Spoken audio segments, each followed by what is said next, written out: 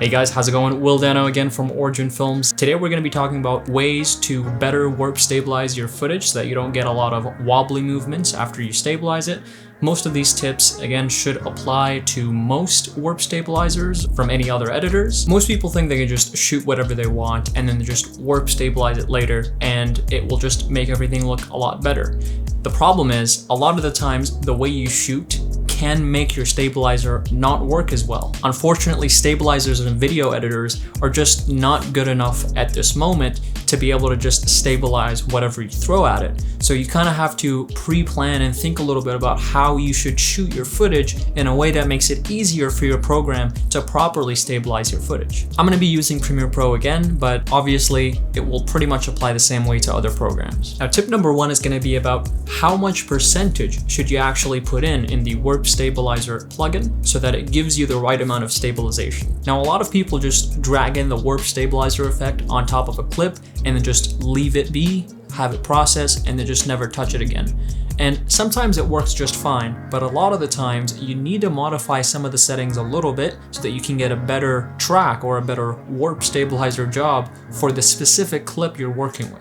So for example, a lot of clips sometimes have quite a lot of shake to them, and when you apply 50% of stabilization strength, what that's going to cause is wobbly edges and just things are going to start to look weird and not natural. So the best way to go about these types of situations, especially if you just want to add a little bit of stabilization but not too much to the point where it becomes wobbly, is to decrease the percentage of the warp stabilizer effect to a much smaller number. Something like 1 or 2% usually takes out all the small little jitters that you get from handheld movements, just kind of smooths it out a little bit. The trick with warp stabilizer isn't to make your footage look like it was shot with a slider or a gimbal, but it's to make your handheld footage look like it's a little bit better and like you shot it with a shoulder rig, for example, instead of just hand holding it. So it's just supposed to slightly enhance what's already there. If you have, for example, a gimbal movement that's really nice and smooth, but there's a little bit of a jitter somewhere in the video,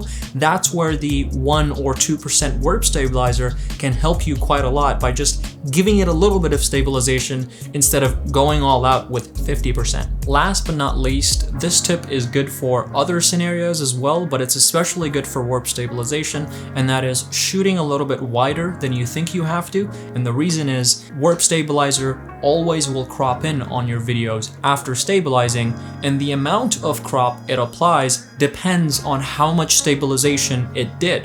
And so if you put in 1% stabilization and the video was not shaky to begin with, it will probably only crop by 1%, just slightly. But if your footage is super shaky and you put in 50% of warp stabilization, even if it doesn't have wobble and the stabilization worked perfectly, you're still gonna have a crop. And so the amount of crop is gonna depend on the type of clip that you have, but there's always gonna be some type of crop. So it's better to slightly shoot a little bit wider than you think you have to. Now, there's a lot of things that we could talk about when it comes to stabilization. There's even ways to stabilize your footage using After Effects and its built-in tracker system, but that needs a separate tutorial all on its own, but it can be used as a worst-case scenario for if your warp stabilizer in Premiere isn't really doing the best job. And of course, there's more settings to play around with the warp stabilizer inside of Premiere, but generally these tips that I gave you today are 90% of the tips that I use for myself for most of the videos that I shoot. And so if you have these in mind, usually you're good. And if you have a gimbal or say a small little monopod or a tripod and you're trying your best to shoot well